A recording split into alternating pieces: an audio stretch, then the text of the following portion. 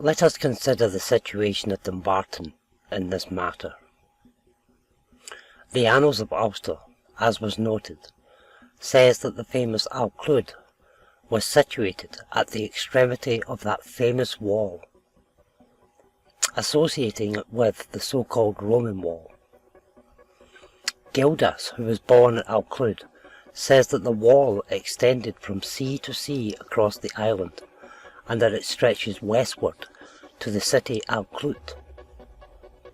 The Venerable Bede says that the wall began in the east from Abercorn to Penfahel, as the Picts named it, Falkirk, and stretches towards the west to terminate close by the city Alclwyd.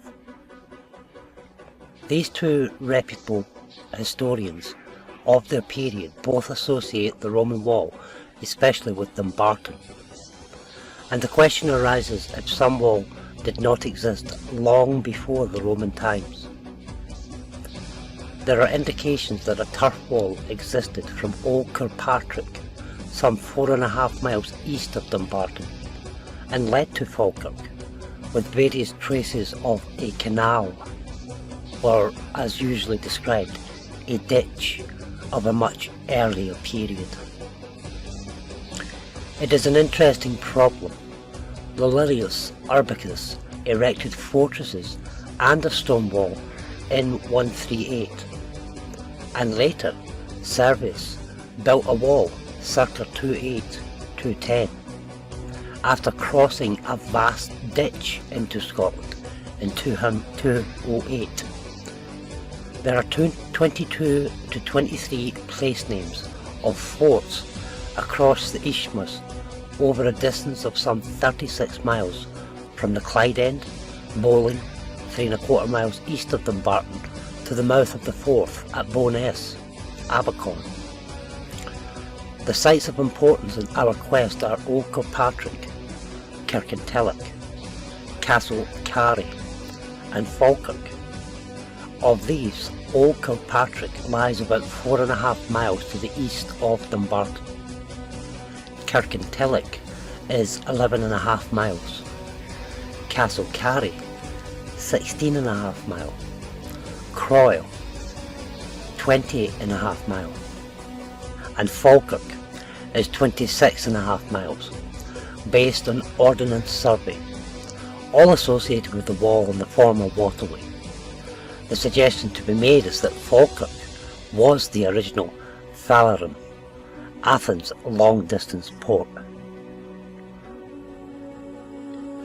There exists much confusion about the origin of the wall, or walls, as to which were built by the Romans and which by Britons.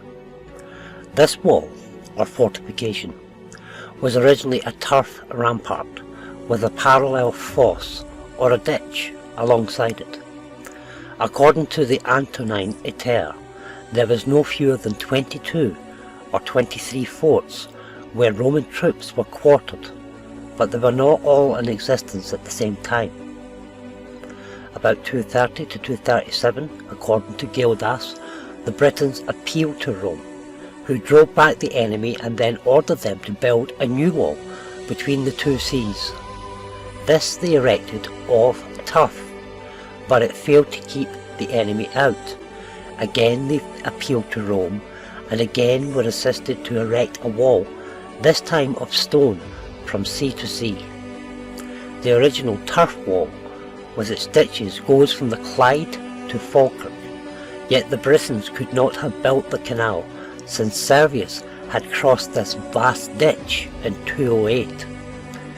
When we examine more closely the region between the Clyde and the Forth, according to Sir A. C. Ramsay, in the alluvial plains between the two rivers, in the Clyde neighbourhood at various times, in cutting trenches, canals and other works, the bones of whales, seals and porpoises have been found on a height from 20 to 30 feet above the present sea level. He remarks, "Now it is evident that whales did not crawl 30 or 40 feet above high water mark to die, and therefore they must either have died on the spot, or have floated up there after death. That part of the country therefore must have been covered with salt water, which is now occupied simply by common alluvial detritus. So I read that again. What I've been telling people is the central belt of Scotland is Orion's belt, and it was all underwater. I've been saying that for a long time. I've walked the land all around Cumbernauld or Scythe, even all the way down to Clydebank and Kilpatrick and the Kilpatrick Hills, and there was a massive waterway here, and this is what Combs Beaumont is telling us in the book here, that if we examine more closely the region between the Clyde and the Forth, according to Sir A.C. Ramsay, in the alluvial plains between the two rivers, so it was an alluvial plain between the two rivers, the Clyde and the Forth, in the neighbourhood at various times, cutting trenches, canals and other works, and the bones of whales and seals and porpoises have been found in a height of 20 to 30 feet above the present sea level. And so he goes on to say that they must have died there on the spot, or they floated there after their death, meaning that the area has at one time been covered with salt water, which is now occupied by alluvial detritus, which is fields and common agricultural lands. So the water levels have went down. This is what I have said many times, and this is what Combs Beaumont is suggesting here in this book. So we'll carry on. Ramsay placed the western extremity of the wall to the point where the Kilpatrick Hills descend abruptly to what was then the seashore, and so saved any further need of any fortification. Investigations at Old Kilpatrick have revealed the former existence of extensive quays and docks marked by the entrance of the Clyde to it, though it has now retreated elsewhere. So it's retreated back, the waters have retreated back and the waters have gone. The fosse or the ditch originally began there, and along the line of the wall are many signs of former waterway. Jesse Mothersall, whose archaeological work in connection with the Roman wall is based on the investigation of General Roy, given the following information of a vallum and a canal starting from Dumbarton.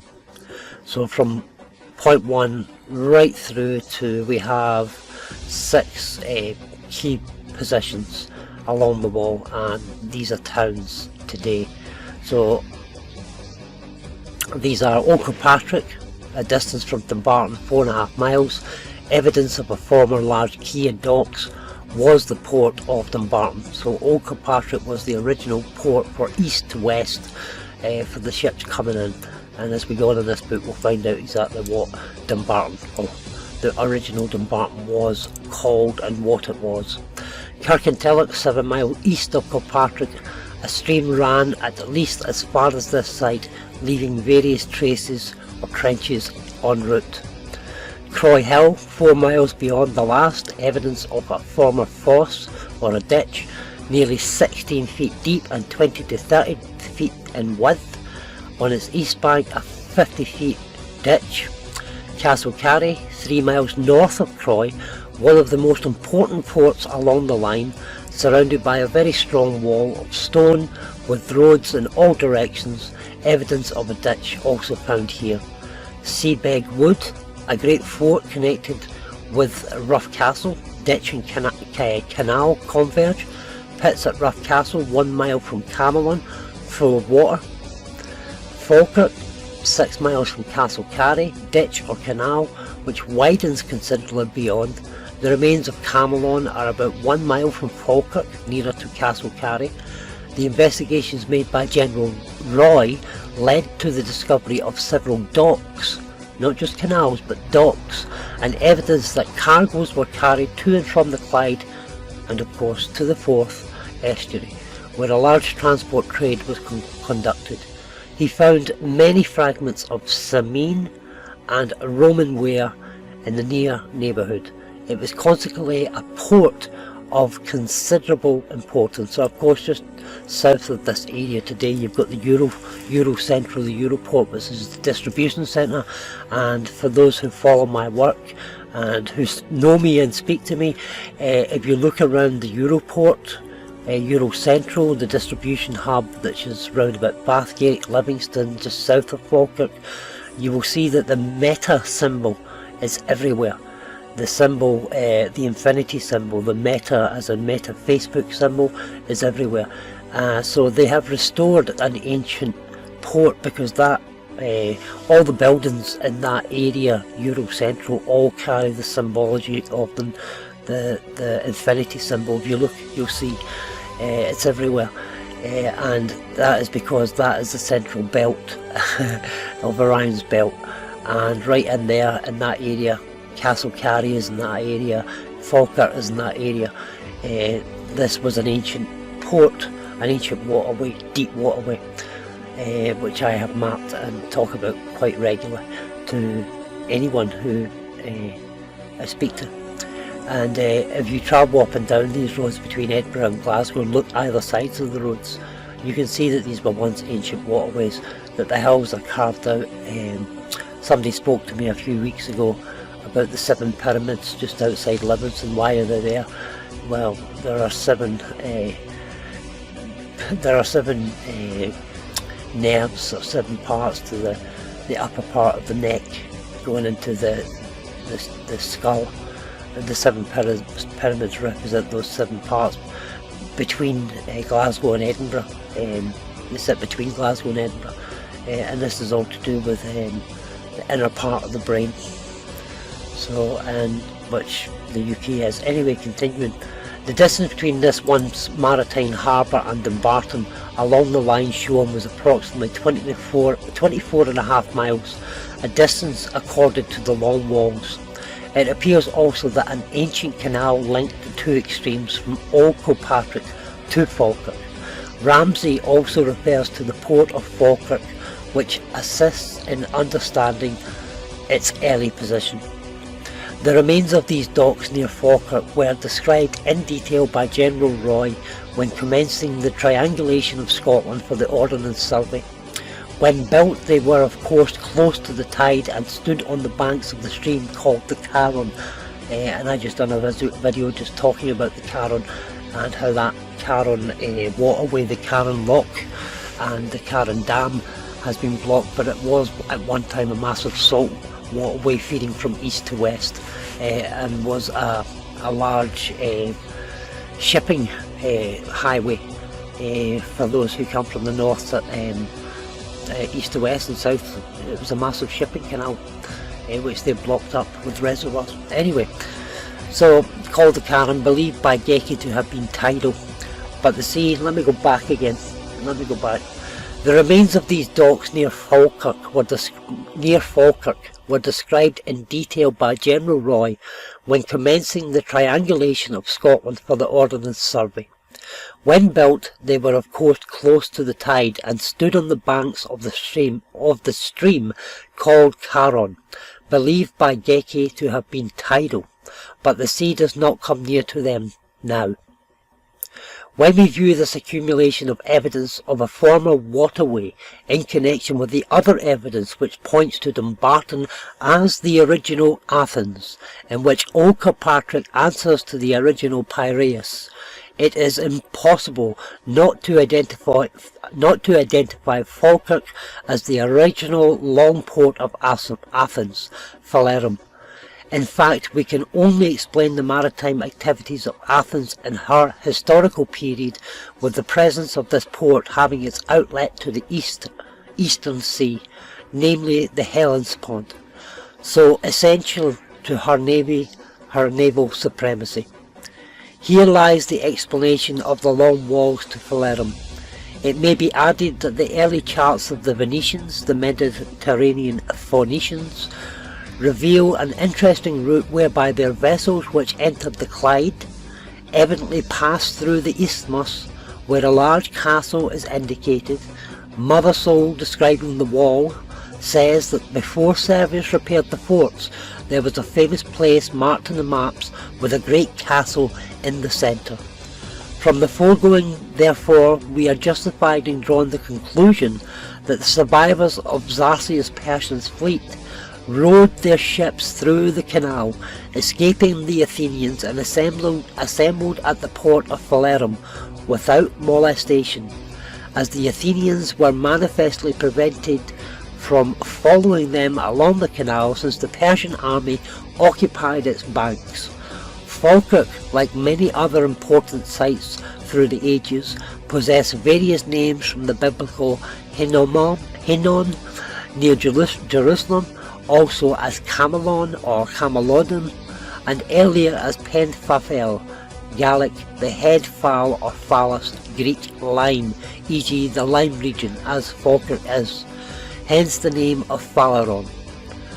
One other aspect of its position might be mentioned. Falkirk, although geographically in Stirlingshire, lies adjoining the region of Cumbernauld, which even yet is a detached part of Dumbartonshire, away from the modern borders. There is always a reason for such detached parts of counties, and the inference is that at some past date this area was a part of the Attacotti county. If a further conjecture may be indulged in, it seems possible that its later name of Camelon or Camalodun, the Roman adaptation, was derived from the Campbell clan, formerly pronounced Camel, whose territories in early days were doubtless in the region of Inverary, as now, and that they were the original Lacedaemonians or Spartans, who subsequently became the important powers in these parts. I cannot continue here at length to indicate the changes in the bed of the Clyde through the centuries, but one certain fact emerges, namely that the actual situation of Dumbarton on the very shores of the Clyde estuary leaves no possibility of any port in its near neighbourhood. Archaeological research at the beginning of the century discovered a prehistoric pile structure with a landing stage at Dumbuck, 1 mile from the city, within the former high water mark, and another at Landbank on the opposite bank of the Clyde, said to date back to the early Bronze Age. In considering such evidence as has been advanced, recollecting more notable favours of this inquiry, we have the split rock formation of the original Athens, found at Dumbarton, but not only on the Acropolis of the present city so named, there is also the salt well or the brine pits existent at Dumbarton, but not at the other city. We have exceptional characteristics, traces of the Athenian ports, Piraeus and Phalerum with their long walls, logically explained as related to Dumbarton, but quite unaccountable in the southern city. We have the situation of Dumbarton in conjunction with the original Hellenic states, and the regions exactly where it should be in relation to Thessaly and Boeotia, with the Peloponnese nearly where we may trace the original site of Corinth in the Crinaistas across Kintyre, a region of great antiquity. We know the name of the tribes whose capital was Dumbarton. It was the Attacotti, only a variation of Attica. Similarly, the Butae, a very important gens who had charge of the oracle of Erciyes on the Acropolis of Athens, and was supposed to be descended from Butus, a brother of Eryxus, bearing a close resemblance to the name Bute, the island near Dumbarton. And the name Eryxus may be recalled in the Loch Eryx, which may have marked the northern boundary of the Attacotti originally, and not least the use of the name Prytan in various ways, Prytanium, Prytania, Prytania, etc., to denote distinction in the highest forms of citizenship and law, the Prytaneum being the centre of the civic life of dignity, the council chamber, whose presaging genius acted much as does the Lord Mayor of London, or the Lord Provost of Glasgow, or Edinburgh today, but with greater powers. There are no Prytaneum remains in present Athens, but it must be admitted that Dumbarton can show nothing whatsoever of any such antiquities, although we may find an explanation in the occupation of it by the Romans and the complete sweep made by Al-Clyde, later by the Norse pirate Dacho.